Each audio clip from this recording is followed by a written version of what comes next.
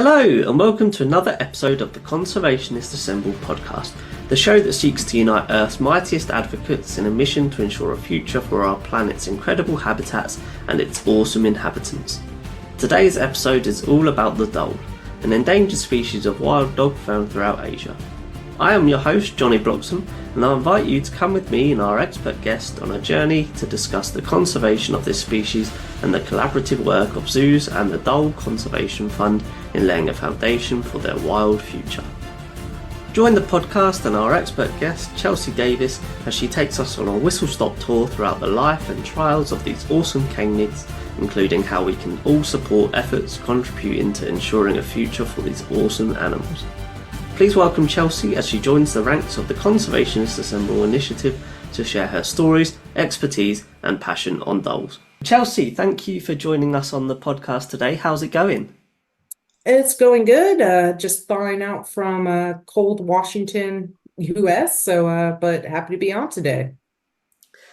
You've been out and about already with some of the animals this morning, but you're warming up now while we're here to discuss all things dhole. Yep, ready to do it. Great, yeah, me too. And so you are not only an animal carer, but you work for the Dhole Conservation Fund. So first and foremost, could you tell us a little bit about dholes, please? Yeah, so dholes are a medium-sized dog, wild dog that lives in Southeast Asia. Their main home range right now is kind of isolated to India, but Nepal has a thriving population we're discovering, as does Thailand and some of the surrounding countries as well. China is a bit of an unknown population right now. They have a reddish coat or rust red. It can also go all the way to orange to a deep red. Size-wise, they're about the same as a border collie, weighing in about 50 pounds or 22 kilos. Pack size varies on where they're living, but most of the time it's 5 to 7 related adults or individuals, typically the breeding pair, maybe another adult that helps with raising pups and helping with hunting, and then the pups of the year. They tend to disperse around 2 to 3 years of age, going off in either pairs or singles to start their own packs. They're able to take down prey as small as Indian hare, so think of a small rabbit, all the way up to they have been noted to try and take gaur or banteng, which are wild bison and cow of the region. Historical evidence shows that there may have been groups or packs of dholes that came together to create what's called a clan, which is up to 30 individuals. They have been historically known to apparently back down tigers. We don't see that really much in the scientific kind of literature. However, dholes are known to mob tigers when they see them, which is mainly create a very wide circle, chirping and barking and doing what's called a tiger cry, which is a special call they make for as an alarm. Basically to tell everyone, hey, there's a tiger here, keep clear. But they will tree leopards, which is pretty impressive for a cat that can literally carry its body weight up a tree. So that's dholes in a nutshell, really. Yeah, a lot to digest there, and certainly, something that I'm going to jump on and kind of pick apart. The first one is just the mental image of them going after a gaur. Because my understanding is gaur is one of, if not the biggest breed of cattle. And Yes. so for a dog, even a group of dogs the size of a border collie, to just even attempt it it's quite the image. Yeah, so gaur would be pretty much the max end of their size that they would try and take down. It's figured the way that they do get these gaurs, they typically do what a lot of wild canids do, which is get their prey to move. Mm-hmm. And what they're looking for is an animal that might be limping, might be sick, and that's the one the pack's gonna kind of pick on. Now, wolves and African wild dogs have the luxury of typically being able to hunt in wide open areas when they're taking down these larger prey. Dholes don't always have this. So one of their evolutionary adaptations is a communication, which is a whistle. So they're sometimes called the whistling hunters. And because they really do use these whistles to locate each other during a hunt and kind of tell each other where they're at and what's happening. The rest of the hunts are pretty similar. They'll go for the hind end until they kind of wear their prey down. If there's water available, they will run a gaur or sandbar and chital deer or axis deer, as they're sometimes named, are more size appropriate prey for a pack of dholes. So that's typically what they're going to do. But the style of kill is the same. Try and drive them to water. And the water does a few different things. One, it slows the prey down. It's harder for them to swim. Two, it kind of disarms them. So hooves are a big, big weapon on ungulates. Lots of force behind it. They can crack a skull of a dhole with a really well-laid kick. Water really slows down that kicking, so it kind of takes that weapon from them. The other is water helps the poor animal bleed out as well. So it aids the dholes a lot, and they're excellent swimmers. So for them, water is not an issue. It actually is a big help. They also will realize if the prey is able to get into water and is still able to fight them off, it's just not worth pursuing. So it helps them kind of slow down their hunt. They're like, all right, we're going to waste more energy than we're going to get from this, and they move on. We saw this a lot in Thailand, the sandbar deer, which are kind of a semi-aquatic deer. They like the water. They will run towards water as soon as they see dholes and then turn around and fight. Wow. So water is not a death sentence to the prey No. animals. We always like to tell people they have just as much chance of escaping. We don't quite know what the kill rate is for dholes. I imagine it's probably pretty low, somewhere more to wolves and African wild dogs than to say, some of the big cat species, which have a bit higher of a hunt success rate. So, obviously, a very social species. But would you say that dholes are quite an adaptable species, but also intelligent? They are very intelligent, and adaptive is probably the one reason why I would not cross them off conservation list. Be it global warming, habitat change, they probably are some of the most adjustable animals. They do occupy everything from tropical forest, boreal forest, alpine forest, open grasslands. The only real ecosystem we haven't seen them be able to occupy is deserts. If there's open grass, they're able to hunt down prey. It's pretty much, if prey is available, they'll figure out how to adapt. Their other big kind of hurdle is humans. We haven't seen them really adjust despite living along human habitations for a few millennia now. They don't really seem to have adapted to human development. But what that seems to be doing is they're pushing into different niches that they historically haven't been seen. And things like tea groves, plantations and stuff like that, where herbivores aren't exactly welcome, but dholes, which do not pose a risk to humans, there's never been a documented fatality from wild dholes. So some people actually welcome them now onto their plantations to try and limit the herbivore kind of destruction.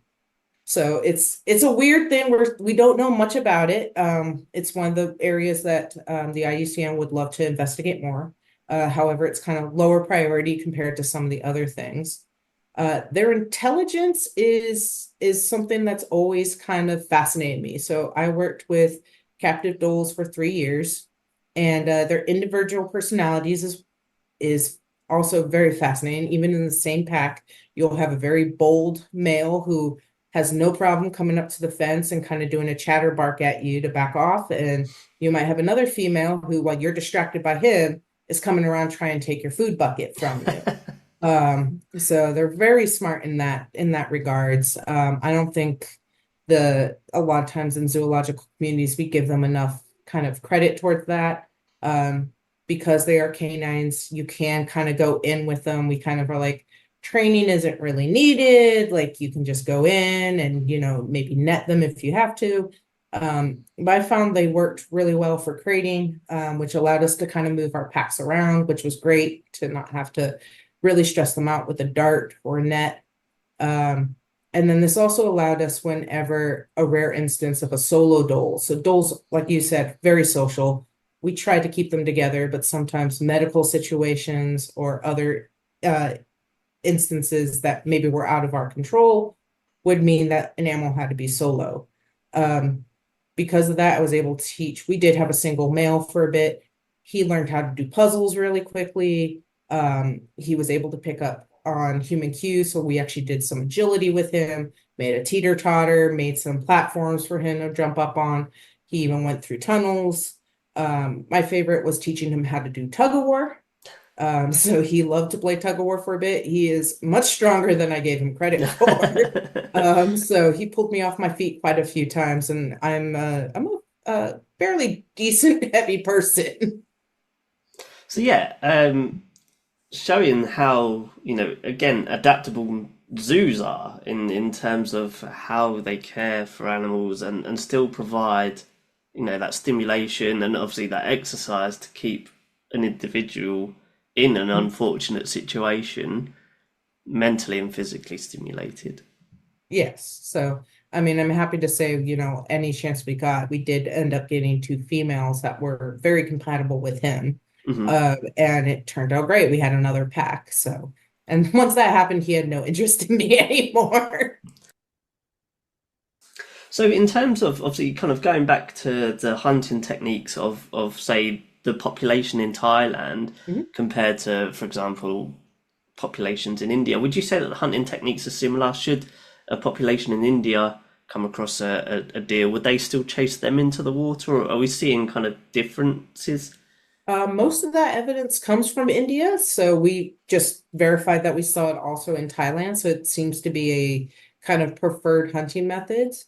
We don't get a lot of visuals on hunting in places like Nepal, which are more mountainous. So I imagine they may hunt them towards denser vegetation, which seems Hmm.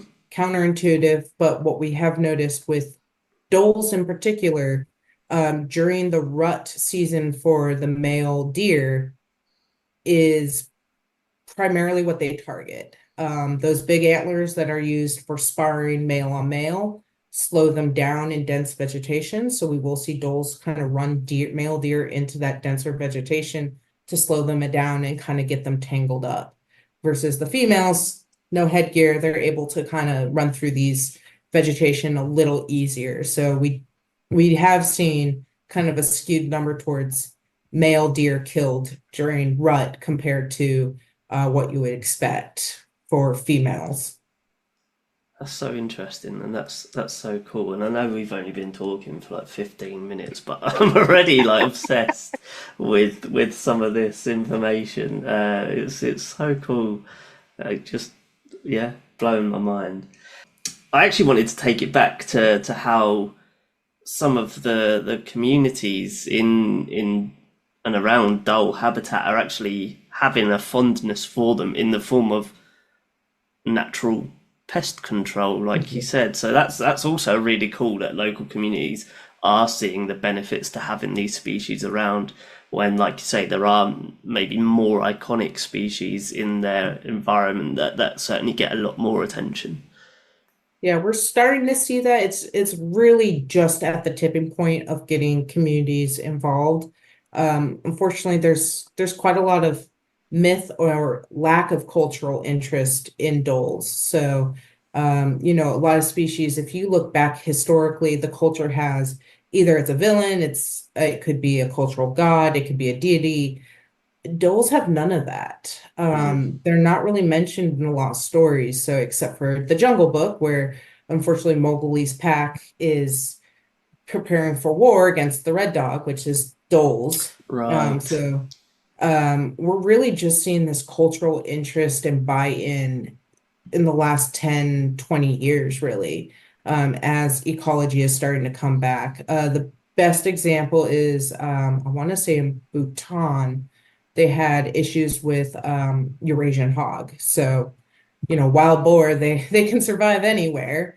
And as a lot of the native prey, I mean, predator species, tigers and leopards were killed off, Dholes kind of lived in this kind of weird limbo where, yes, there was a bounty, but they're kind of small. They do take livestock, but they're a lot of work to try to capture. And so they kind of persisted there. And what they're seeing is those are the only predator now taking down these wild hogs. And Eurasian hogs can be, if population left unchecked, can be pretty detrimental to the landscape. From uprooting crops to damaging fencing that's holding chickens and sometimes even eating chickens. So to see these dholes coming in and realizing this is the primary prey species I have, they will utilize it. There are some of the few animals that are able to take down wild boar. I mean, I know tigers can, leopards will attempt, but they're not an easy animal. So species like jackal don't go after them. Clouded leopards don't really go after them. So you need an animal that's tough, rugged, and a little cunning to be able to take down a boar. Because also they go in groups, so sometimes you need reinforcements to watch your Yeah. back. Yeah, little tanks, aren't they? Boars, anything Yep. like that. Just they don't have a fear complex because they don't need it. They don't need it. No, it's either I'll run through it or I'll outrun it, but there's or I'll fight it. Yeah. If there is a species designed to survive all environments, I'm pretty sure if you drop some pigs off into Antarctica, they'd even figure out a way to survive. That's an interesting concept. I'm sure. Yeah, I'm sure they probably I would. hope no one tries that. No, don't. Anyone out there, don't. That's not what we're Don't try that. saying. It's all hypothetical. So we've I think had a really great insight into what defines a dhole. In terms of why we're talking about them, what classifications are we talking about, and kind of the population trends for them? So unfortunate dholes are labeled endangered. Their population sits at about 2,000 mature individuals. So when the IUCN Red List, which is kind of the authority on conservation and population numbers, tries to put a number to species, it can be a little difficult, especially when you have an animal that's in a pack like a dhole. So typically, if you're getting a camera trap footage, all you can really confirm is presence and not presence. Luckily, African wild dogs have individual patterns in photos. You can be like, oh yeah, these are individuals that we haven't seen. So we use a lot of our population dynamics based off of their modeling for habitat use, number supporting, and stuff like that. So rather than say there are X amount of individuals, the IUCN is like, well, we know there are probably this many mature individuals. And that really is more of an important number than complete individual numbers. And the reason why is those mature individuals are going to be the ones that are breeding and contributing to future genetics. The others are required to help those to make those numbers. But really what we need to see for population trend is the mature number. But there's a large variance in that too. So 2,000 is what we use. It's about the high end. It could be as low as 900 and high as 2,200. 22,000, 22, yeah, 2,200, 22,000, The mature count is even larger of a variance, possibly 4,000. Again, there's a question mark up to 10,000. I would really estimate that more on the lower end, where we rarely see a full population over 600 in any particular pocket. So right now the population is trending downwards as of the last kind of result. But there is good news. We're seeing dholes in areas that we haven't counted before. So areas that have been typically kind of more isolated. And the way we're finding these is actually through big cat initiatives. So scat samplings for snow leopards revealed dholes that were like, oh, we didn't know there were dholes in that area, but this is a fresh dhole scat. We're seeing more interesting countries that didn't have the ability to look into this. So like Cambodia is turning out to maybe have a bigger population than we anticipated. So it's great for population numbers, but what we're also now seeing is it's severely scattered, and there's not a lot of connectivity. So even though we may not be looking at the low numbers we were expecting, we are now seeing that there's going to have to still be some human intervention to allow these populations to either move around naturally through corridors, or through human intervention of actually moving these animals from different area to area. Again, Big Cat initiatives really help with that as they create these tiger corridors in India to help move. Other species are also looking at that. Hopefully Cambodia will start looking with they have a wild elephant population. Again, elephants need to be able to move and migrate. So hopefully that also opens up corridors for dholes. So one of the biggest things with these guys is just we don't know enough to really figure out, I'm telling you these population numbers and there's a 2,000, difference in mature animal and 6,000 difference in individuals. So just gain that baseline of we think it's more in this ballpark really helps. And to figure out where they're still present.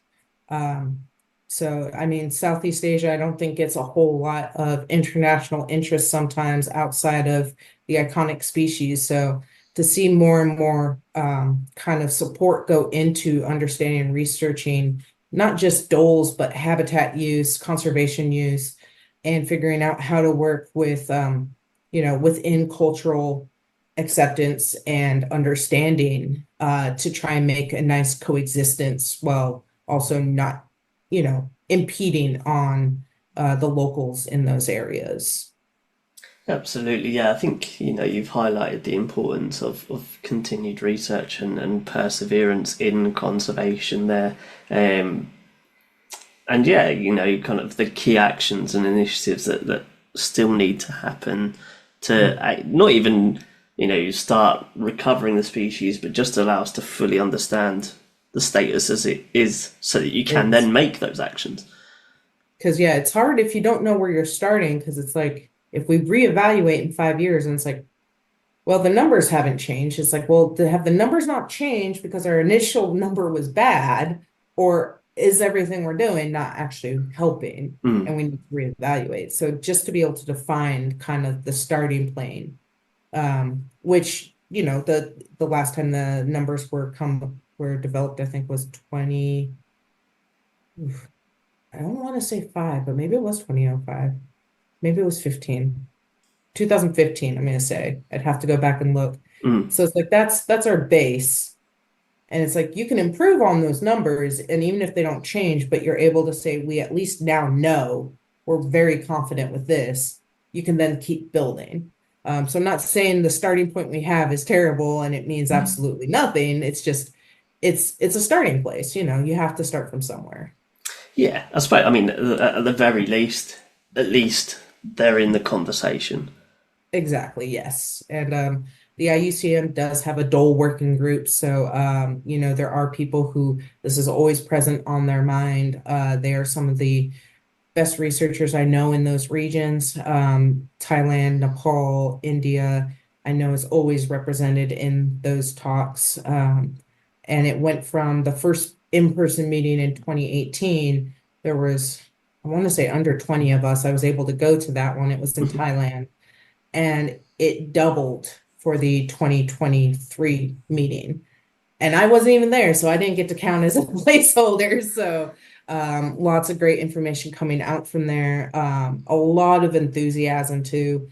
The first one was very much like knit and grit. We got to figure out these problems. The second one, a lot of that, but there was a lot more social interaction as well between the different researchers. They made t-shirts this time, which really helps, camaraderie. And there's still a lot of communication back and forth between all the groups. So to see that group not only grow, but become more kind of cohesive as well as they do has been a great indicator that the Dhole does have a pretty strong group, small but mighty, to try and save it from extinction, which I don't think the Dhole would ever go extinct, but it would be nice to have a healthier, robust population.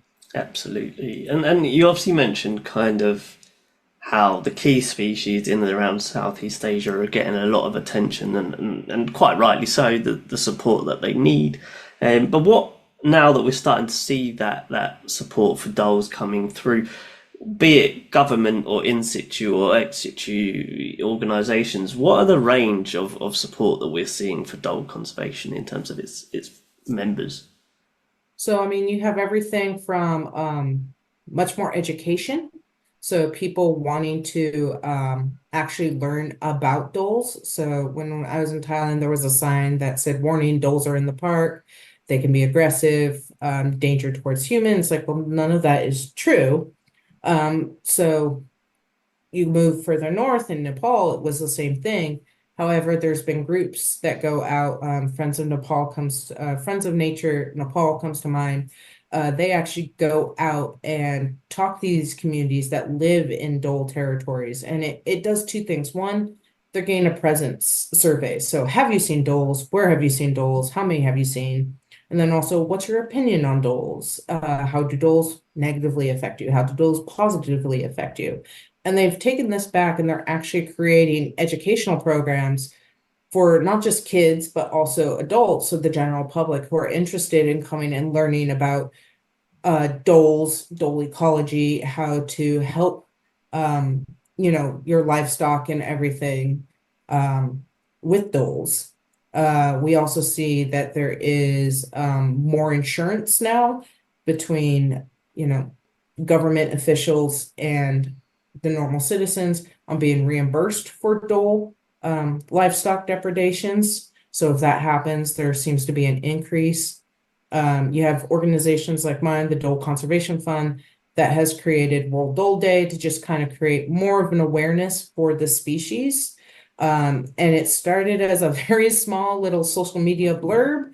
And this year we've gotten a lot more interest. We've been asked to do a few blog postings. Last year there was a news article thanks to I can't believe I can't remember their names. One of the NGOs in India that's done amazing dhole work. They were able to get an article in one of the international papers for World Dhole Day. We're seeing a lot more children's interest, doing a lot of drawings and school activities for this. And I always get people who are like, well, that's great, but where does that get you? And it's like, well, I remember in the 90s being a kid and drawing pandas. Like that was the newest thing, was I had never heard of a panda until then. And then next thing I know, zoos are starting to get pandas because kids want to see pandas, which, then China starts to do a lot more of their reproductive work and a lot more conservation work. So it kind of snowballs. If you can get it big enough, it starts rolling.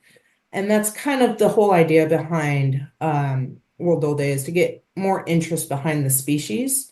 Because in North America right now, there are only, I want to say, 4 holders of Asian dholes in zoos. I'm a I'm really in favor of captive animals in facilities, because not everyone's going to get the luxury of going to see a tiger in India, nor should everyone. Yeah. If you think about the amount of flights and gas and then habitat, and it's just not possible. And yes, there's TVs, there's documentaries, but there's something about actively seeing, smelling, hearing, and that's different than a television. I think it's because TV nowadays is so easy to fake what's on a screen versus what's physically in front of you, that it's even more important nowadays to have that captive representation. Europe does have a much larger dhole population, and it is well managed, but I would love to see it, of course, grow. Yes. As always, these captive populations kind of act as an arc as well for if something catastrophic out in the wild happened, you have the ability to use these captive animals for reintroduction. And I think nowadays we're past the, well, can you reintroduce captive carnivores?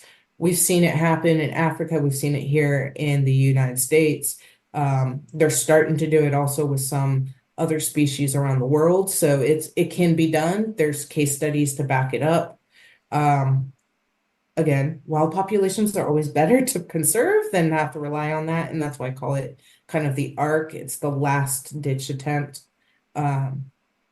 But also zoos that hold those animals tend to be more interested in their research and conservation as well.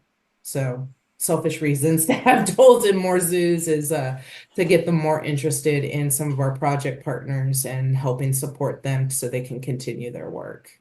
No, absolutely, and yeah, you and I both massive, zoo advocates for good, reputable organisations, Exactly. and Yes. yeah, I think, we're in such a place now where it's so easy to there is, like, say, evidence of the positive work that these organizations are doing, be it, yes, supplementing wild populations, which is we are only going to start seeing more frequently now because we've got models from other species that can be applied. Do that. But also, yeah, they're high welfare, you know they Yep. are, like, say, incredibly important for research, and what a lot of what we would know We about wouldn't wild know. animals we wouldn't know. No, I mean, a lot of people always, well, put radio collar on a doll. And it's like, well, what drugs do we use to do that? And Yeah. captive dolls have allowed us to figure out much safer and more efficient cocktails to do that. Hmm. Uh, Social structure, we see a lot out in the wild, but when they run out into the bushes, we don't get to see some of those behaviors that we are able to see in the zoo. Yeah. So, and I mean, like you said, some of these animals, you got scimitar horned oryx returning to Chad, which would never have happened. They were extinct in the wild. Pravoski's wild horses now, I mean, Eastern Europe is getting covered with them, which is great because they Yeah. were extinct. And it's like now we have that ability to go ahead and return them. Um, so I know there's a few places in Africa looking to do that with cheetahs and Hmm. of course there's some species you probably don't want to try it with, but there's others that it does work, and it's good to have that kind of that safety net of just in case. Definitely. And so, obviously, to highlight World Dole Day for our listeners, when is World Dole Day? World Dole Day is on May 28th. It used to kind of correspond with International Whistling Day because they are the whistling hunter. I like that. But it looks like Whistling Day got moved or Yeah. removed. It's hard to tell, but rather than try and change it again, we just decided, May 28th works. It's a good kind of middle of the year without getting too far into the summer break for the Northern Hemisphere. Hmm. So we try and do a lot of promotions. Any of the facilities that house Dholes that want to do an event, or anyone who wants to do an event, we ask them to kind of reach out. We can help them with a social media packet. We're creating a few fun activities this year. We put out a Dole cocktail and mocktail list. So yeah, some of these for the adults are based off of drinks from the region that Doles can be found. The mocktails are more just kind of nice dole puns. Hmm. So we have the hair of the dole as one of them, and Dole whips. So Nice. just fun things to kind of get people talking about them, even if it's not directly dole related. We're coming up with an activity for Jeopardy, Dole Jeopardy. So we'll have a little kind of info sheet people can read beforehand, see what they retain from Jeopardy, more designed for school kids, but Hmm. if you've had a few Dole cocktails, it could be a Yeah. lot of fun too. Yeah, yeah. No, I'm all on board for Dole cocktails as well. So I'll certainly be looking up some of those after we've finished our conversation here today. Um, so you kind of mentioned it earlier about how the government are kind of introducing a levy to reimburse farmers who may have lost their livestock. Would you say that is one of the major threats to the dole is kind of retaliation from livestock farmers?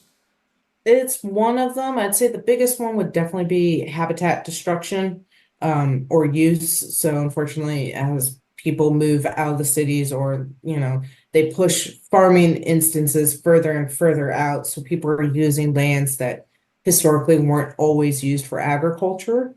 But then retaliation is a big one. We actually don't really know how big of an issue that is. Um, Most places now, doles are protected, so to kill them now could actually cause a fine. The livestock insurance and reimbursement is helping, but it's also not easily accessible to some of these more rural communities. So it's a new system. Governments are still trying to figure it out to make sure people aren't abusing it, but the people who actually need it are also able to access it. We're also seeing the potential for disease issues with feral dogs. Seems to be a potentially big problem. A lot of these regions have rural feral dogs that we're now realizing are actually going deeper into the wild, the national parks that are kind of the heartland for the Dhole. One collared study shows that this pack of feral dogs were actually going in and hunting some of the spotted deer that the Dholes rely on. Sure. And prey density is probably the best way to dictate if habitat's going to support Dholes. So to lose the prey from either overhunting, poaching, or these feral dogs is detrimental to Dholes as well, even if disease turns out not to be an issue. Mhm. We have had cases, unfortunately, of Dholes turning up with rabies. Typically, these are the cases that make the news because they go into town and they try and bite people. Again, that's not the Dhole's natural behavior. That is unfortunately side effect of rabies or distemper causing the animal to act in an unnatural way. So those would be kind of the main issues we have is habitat destruction or limited habitat for Dholes. The retaliation is still a big one. Potential for disease vectors from feral dogs, and then depletion of prey, especially since a lot of people are going for the large antlered, Mhm. prey species, which is the preferred one for Dholes. Yeah, yeah, yeah. But luckily, a lot of people are now starting to realize we have to start reintroducing some of these prey species, not just for human aesthetics and our own recreation with hunting, but also for the predators that rely on those. So, And on the note of kind of feral dogs, mm. genetically, is there any risk of hybridization between? No, so that's the one nice thing. Dholes are coon alpinus, so they are in the dog family, but they are not in Canis. So they're a completely different species. Um, there is some stories that Dholes have crossed with dogs or even wolves. It doesn't appear that that is actually a potential risk. Okay, Again, they are closer related to African wild dogs compared to, say, wolves or jackals. So the genetic risk is minimal. That also just being social, they would not really interact with these feral dogs. sure. So luckily, we don't have to worry about that. Yeah, that is certainly a silver lining. Um, Silver lining, yeah.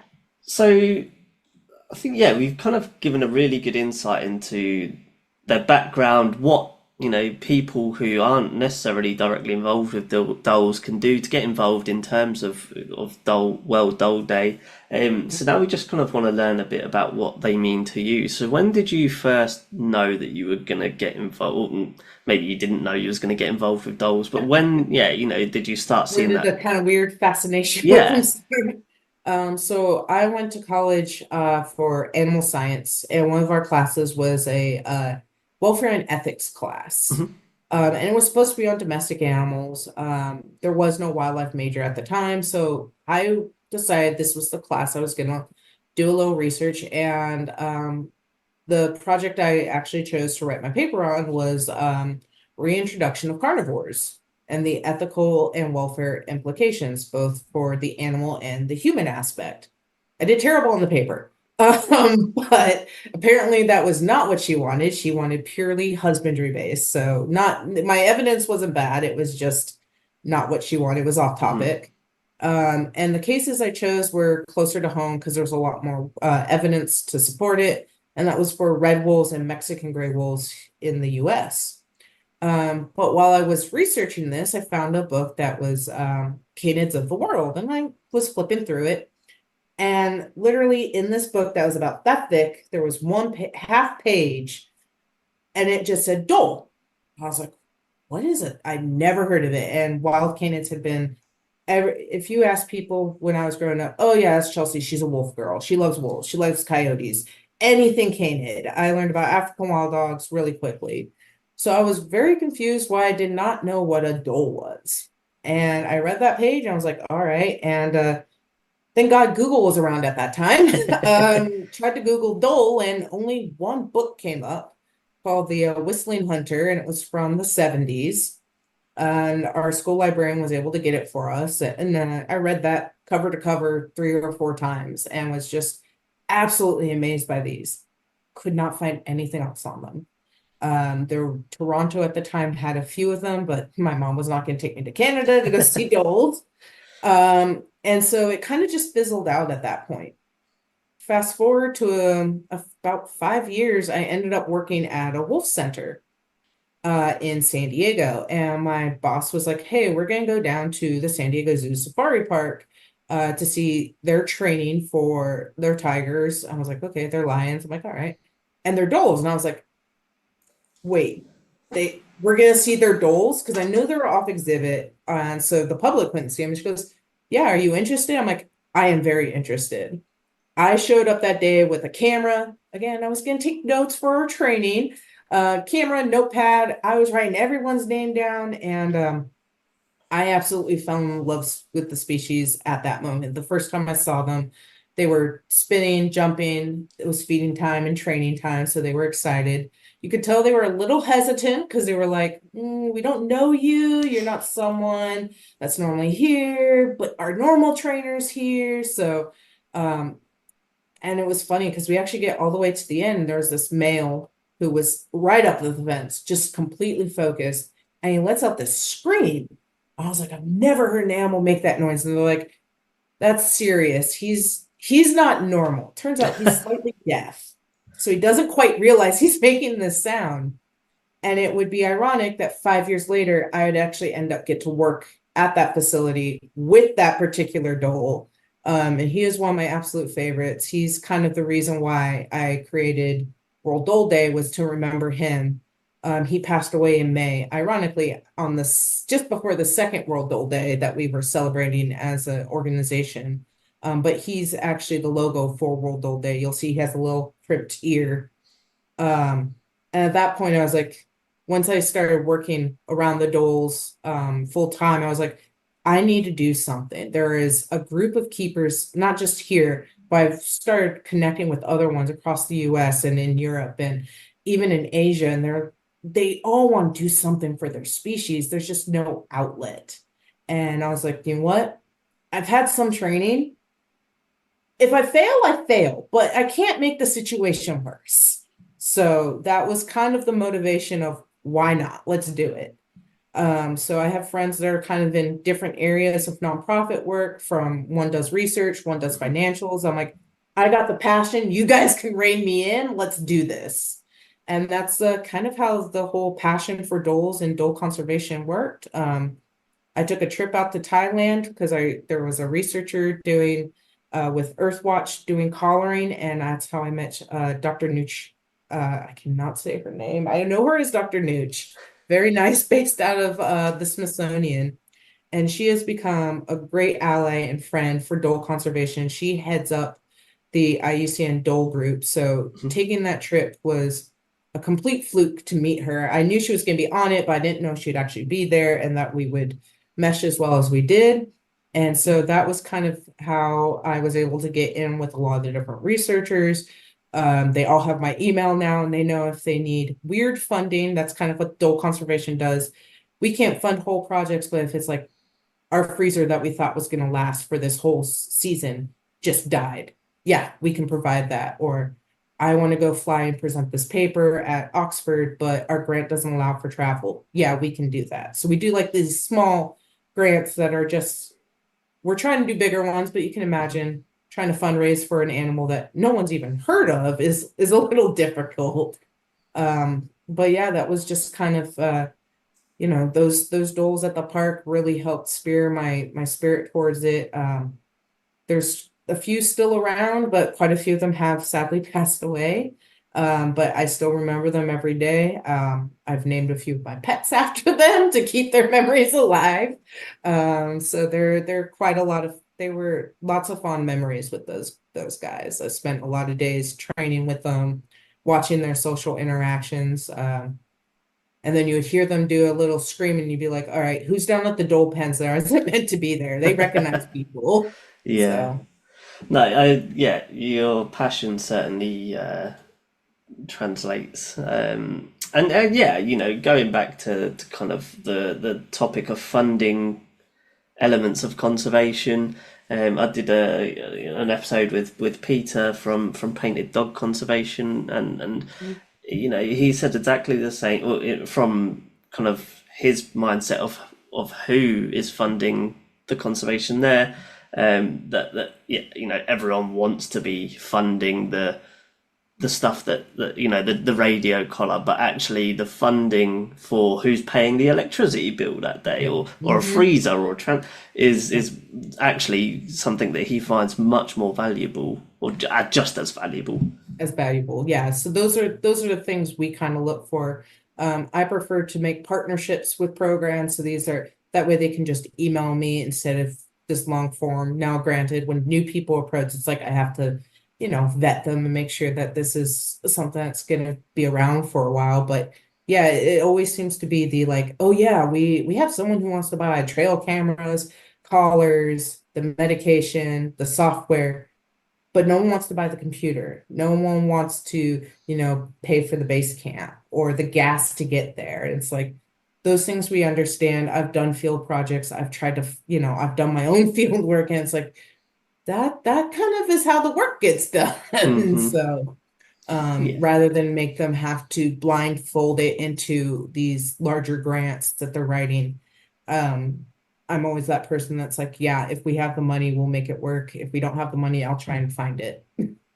Yeah, and certainly, hopefully we'll get to a point where, the dole is certainly much more publicly aware that Yeah. will only become easier with time. So Chelsea, you've given us a great insight into the background on the dole. Could you just, talk us through what your favourite part of your role is? Because clearly you enjoy all of it, but is there something that you really look forward to in your role? I know a lot of people will probably be like, "Oh, she must love the travel." I'm well traveled, so I know too many airports, and I'm quite happy sometimes to just be at work or at home. So I do the Dole conservation kind of on the side. It is completely run by volunteers, so of course I need a job to actually support my other aspects of my life. Mhm. My favorite is honestly either doing interviews like this where I get to talk about Dholes and the my passion behind them, or lately I've been getting a lot of emails from either parents or kids themselves saying, "Hey, I'm doing a report on Dholes to my middle school," and it's like, "Cool, let me send you some stickers," or "Yeah, let me know. Do you need any help? Do you need photos?" All the way to college students, like, "Hey, I'm looking for this research paper." I have so many papers downloaded onto my computer that I can do a quick search, and it's like, well, how'd you get this paper? It's 25 years old. Don't worry, I have the time to look and find this stuff. So I really love being able to support people's interest in learning about Dholes, and I'm finding that's a much more important role. I wanted to be a researcher. I wanted to be out in the field. I wanted to be the part. I'm like, I live in the United States. I would have to fly. I would have to adjust. I would have to learn the language. Yeah, that would be awesome. But that is not what I'm best set up for. I'm Mhm. best set up trying to get people interested, trying to get people the support they need to do those projects who are already there, who are already on the ground, who can already do the work. Plus, that will last a lot longer. If they can build something there that's theirs and get community buy-in, which will go much faster with someone already there than me coming in and being like, "I'm going to teach you everything I know about those, even though I've never lived here and I don't know anything about what you're doing." Hopefully that builds something so much stronger that even if the Dole Conservation Fund has to close or when I pass away, there's still something there that's helping that community. So I really like being behind the scenes, supporting education, pretty much a gopher. I like doing it. Like you said, I like doing everything. It's just I think people get the wrong idea that I'm out in the field doing these Mhm. projects. No, I'm supporting our project partners who do that. If they need help finding something, even if it's just money, or hey, we need this on social media, or we want to really publicize this paper. It's like, yeah, let me do that. Let me do that. I can do that so you can focus on being out there and doing those surveys, or you're out there checking those camera traps, sort of thing. And what would you say that kind of your time around Dholes in all of its forms has taught you? Patience, lots and lots of patience, and to have a sense of humor. Um, so with the captive Dholes, I was so used to if you ever work with large cats, if you have the food, you have their focus.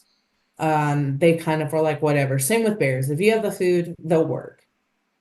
Dholes want you to build trust with them. I won't say a relationship. It is kind of a relationship because relationships are built on trust, but they want to know who you are, why you're here, what are you doing. Um, so it took a few weeks to get them to even come up to the fence to me to even take food. And of course, they were getting fed regardless. It would be, all right, well, they haven't come up today. And I put the food far away from the fence and then Mhm. closer and then closer and then closer. And eventually they kind of, okay, you're fine. And by the end of it, I could ask them to do things even without food. So with the wild Dholes, it wasn't much different when you're capturing them. Some days they're right near the traps and you're like, we're gonna get one, and the next day, absolutely nothing. So it's a lot of sitting and waiting in humid kind of areas, although it was really cold when we went. February's cold in Thailand, I learned. Um, the reason why I say a sense of humor is I like to say I'm a wildlife photographer. Really, I'm more of an amateur. It's fun. I like to have a camera. Yeah, Um, and so when we were in Thailand, I took some great photos. I was so excited to be able to share these, put them on the website, put them on social media. 3 days before I was meant to go back to the airport, or no, it was a week before the airport. I hadn't changed out my memory card. I was like, I'll do it this afternoon. And an elephant ate my camera. no. A wild elephant ate my camera, and then stepped on it. The memory card completely trashed. I sent it to a few different companies, and they're like, "There's no way to repair this." And I'm like, and all I could do was laugh. I'm like, well, at least it was just the camera, the data is fine for the project, which was the important stuff. The Dholes were okay. All the people were fine. It was just my backpack and my camera that got destroyed. I've learned sometimes, you just have to laugh at things if Absolutely. they don't go your way. I got stuck in Seoul Airport for 48 hours coming back from Thailand the second time. Um, I made a little fort in their sleeping area, which I got in trouble for. But again, you just kind of have to laugh. If you take things too seriously, you miss out on a lot of fun opportunities in life. Yeah, very wise. And on the subject of wise, have you had any kind of particular mentors or influences on your career in terms of you getting to where you are today? I've had quite a few. The first big one is actually she's on my board, Bonnie McDonald. She was my manager at the California Wolf Center when I literally first got out into this field. And she and I kind of coined the phrase, why not? It would be I'd come in and I was an intern, so obviously I'm looking at other jobs while I'm working there. And I'd be like, I don't know if I should do this application. She just looked at me, she's like, why not? It's not a yes. You don't even know if you're going to get it, but why not just do it? And that was my attitude towards applying for jobs at Madagascar and Namibia, and I got both of those, and I won. I was able to. Another big one was the vet school advisor at UC Davis. So that's my alma mater. That's where I have my bachelor's of science from. And I did not have the grade point average to go to vet school, which was my ultimate goal. Was I was like, I want to be a vet. That was the only thing I knew is either you were a farmer or you were a vet. If you want to work with animals, those were the only two options. And she sits me down. She goes, you're not getting in with these grades. She goes, you need to build up your experience, though. That is your best way of getting into vet school. I was like, okay, I've worked at the dairy, I've worked at the vet school, I've worked on spay and neuter clinics. What experience are you looking for? She goes, do something that sets you apart. What's your favorite animal? I said, wolves. She goes, do an internship with wolves. Best advice I've ever gotten, because I didn't realize you can literally put wolf in internship and three places pop up on the internet in the US. So that made me realize I did not have to be a vet. There were other options out there. Um, the last real big mentor wasn't so much an individual person, but there is it's an organization, it's kind of a network called UCL, or Emerging Wildlife Conservation Leaders. And I was accepted into this program earlier on in my career. And I really did because I thought it was a great networking option. Some of the stuff they taught I thought was interesting and could help me at my job then as the manager of I moved up as a manager at the California Bull Center. Little did I know it was going to be completely life-changing. They didn't just teach us about conservation or nonprofit work, but they also taught us about conservation work, how to start international projects, how to network with individuals, including those in our class, how to write grants, how to start a project, how to start a website, how to do social media, literally everything. I was blown away by these in-person 2 week classes, and just meeting people from all over, working with all different projects. And then to see if you're learning anything, they actually make you start a project. It's a 2 year part. Yeah, and mine was cameras for conservation to help clouded leopards in Southeast Asia. I was like, this is perfect. And I just didn't realize so many people in this. You get this idea that like no one wants help. Everyone's doing everything and they're fine. And I'm realizing a lot of people there want to do these projects. They just didn't know how to start or where to start. So that was probably the most eye-opening was, you hear of these amazing projects, WWF, World Wildlife Fund, you have, you know, SOS, Save Our Species, and it's like these huge organizations. How did they start? Where do I even begin? And it's like, with that first step is basically what UBL says. That first step, have a mission. What is your mission? What's your focus? Where are you going to work? The how will come later is basically what I learned. And it's true. You figure out the how based off of the feedback you get from those first steps. And learning that from UCL and having the support of my classmates really is what made me take that final step of creating the Dhole Conservation Fund. And of course, my mother has put up with me and all this craziness, from the 100 pets we had when I was a kid to moving halfway across the world to work with African wild dogs. So she's been amazing through it all. Yeah, certainly. I think obviously it's easy for it to be assuming that we're getting into conservation for the animals, and we absolutely are, but it can't be overstated the importance of networking and the strong Mhm. connections you have with the people that are ultimately cut from the same cloth. Yeah. So, Chelsea, just to finish the episode up, we're just going to have some quick fire questions to see the episode out. And I know you said you're well travelled. So, are there any dream species that you either have seen in the wild or anything that you've got left that you'd love to see in the wild? So what I mean, two species I'd love to see out in the wild. One would be leopard shark, not leopard sharks. I have those back home. Whale sharks. So either swimming with them or on a boat, whichever causes the least amount of issues to the whale sharks. And then jaguars would be a great one to see out in the wild. Would be huge.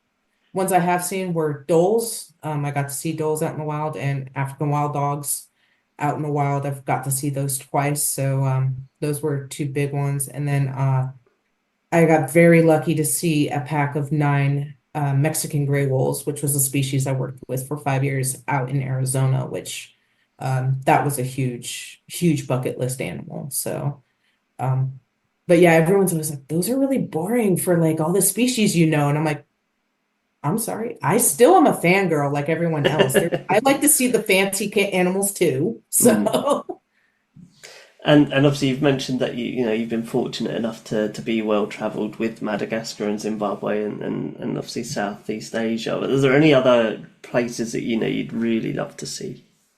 so this is going to sound completely lame. So actually 2 years ago, I finished the bucket list of visiting all 7 continents. So that was a big dream. The next list is to finish all 50 states, and my last one is Hawaii. So I would love to see Hawaii. Fair. And then there's Eastern Canada. There's this thing where you get to be on puffin patrol. So the lights cause the puffins to go into the city. I would love to go there and see the puffins and help move them back out to the Yeah. ocean where they're supposed to go. So of the states that you've visited, which ones have stood out to you the most? I really, and this is going to sound weird, I really fell in love with Arkansas in Mhm. the Ozarks. So it's a smaller mountain range. Loved the kind of, I was in a very small little town called Eureka Springs, working for a large cat rescue. So it was a very kind of weird area, but I loved it. Fell in love with Maine, but a little too rural for me to want to live. Sure. Minnesota, as far north as you can go, there's a place called the Boundary Waters where you can literally paddle canoes and find campsites and not hear another person for 3 or 4 days. And then the last place I really fell in love with was Montana. Big rural areas. You got wolves, you got grizzly bears, you got mountain lions. So lots of wildlife, beautiful scenery. Very cold, but Yeah. otherwise it's not bad. Oh, awesome. Yeah. There's certainly, I think that question might have more been for me because there's certainly a lot of states that I want to visit. But yeah, yeah, yeah. I And to be definitely fair, recommend the Yellowstone region, but avoid school time. So October, November is a great time to come. Bears might be hibernating, but so are the tourists. I like that. I like that. So when you're, say not working, it's quite often something that you do take home with you. But when you're trying to unwind and kind of take a step away from conservation for a bit, how do you keep busy, or what do you do to relax? I do archery a lot, so I like to just shoot a bow. It's just for target. I have a few pets, so I actually have 5 ferrets and a dog. I have dogs. I have normal pets too, but I like to just kind of have the ferrets out, play with them. They run around. Goofy little critters. They All are, the yeah. species I've worked with, they're some of my favorite. Like I said, I have dogs. Love going hiking, so still outdoors. I spend most of my weekends out in, I'm currently in Eastern Washington and exploring that region. But that's kind of my big, hobbies. If I had any other than writing articles and social media posts. Sure. And Oh, and on the on the topic of social media posts, how can our listeners keep up to date with the work of the Dhole Conservation Fund? so we do have our website is kind of our home hub. It's just Dholes, Dholes, .org, or as we say, dholes, because Yeah. most people always otherwise misspell it. And that kind of, we try and keep that up to date as much as possible. But of course, day-to-day updates are on our Instagram and Facebook, which is just Dhole Conservation Fund. We always encourage people, leave comments, please be interactive. We have a lot of people that'll comment on things that they're like, well, I heard it was this way. And all that does is make me go back through and see, have things changed? Things are Hmm. always changing. I am a single person. I cannot be the wealth of knowledge for everything as it's happening. So we always encourage that. We love people to share our content. We try and make some things funny and throughout the week kind of vary it up for different audiences to be able to find something they can relate to. Awesome. And lastly, then, what is one thing, if there is just one thing, that you think our listeners should take away from today's episode? Never underestimate your own voice. So it's funny, a lot of people think you have to make big steps and big gestures to try and make a change in the world.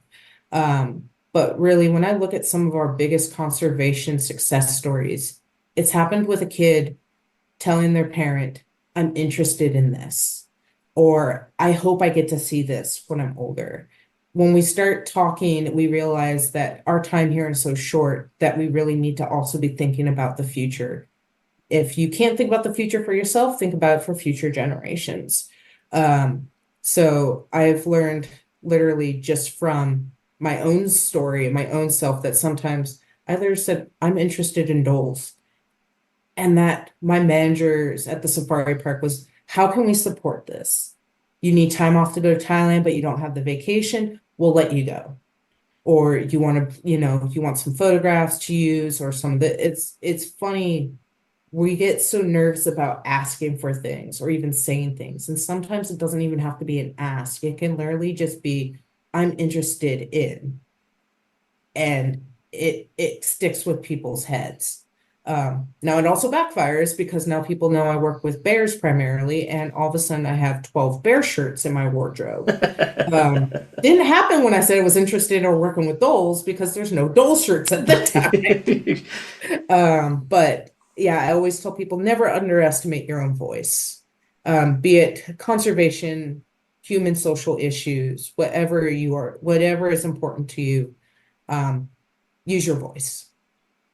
Yeah, a great point to finish up on there. So Chelsea, thank you so much today for coming on the podcast and sharing your passion and knowledge and your experience with conservation. It's been very enlightening and I think we've definitely managed to put a spotlight on a species that I'm now obsessed with. I think they're really, really cool, and that's just from listening to you talk about them. So I'll be sure to. I'm pretty sure I've got the Canids of the World book that you mentioned about earlier. So I'll be sure to go and have a look at that half page. They've come out with the newer editions, a bit longer now for the Dhole. The old one was black and white, no dust cover. So I'm happy to see the newer one has a bit more about them.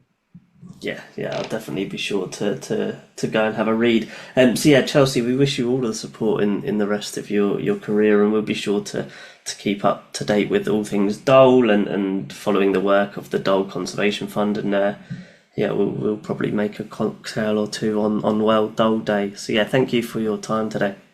Thank you so much. Have a great evening. A massive thank you to Chelsea once again for all her hard work in conservation and her time on the Conservationists Assemble podcast today. But as always, a huge thank you to all of you for tuning in and supporting the show. If you did enjoy this episode, please like, share and review or rate the podcast, as it helps us to keep improving and spreading the word on the conservation efforts taking place around the world. Don't forget that you can always follow and interact with the podcast on Instagram, Facebook or via email. I've been your host, Johnny Bloxham, and I hope to see you all next time.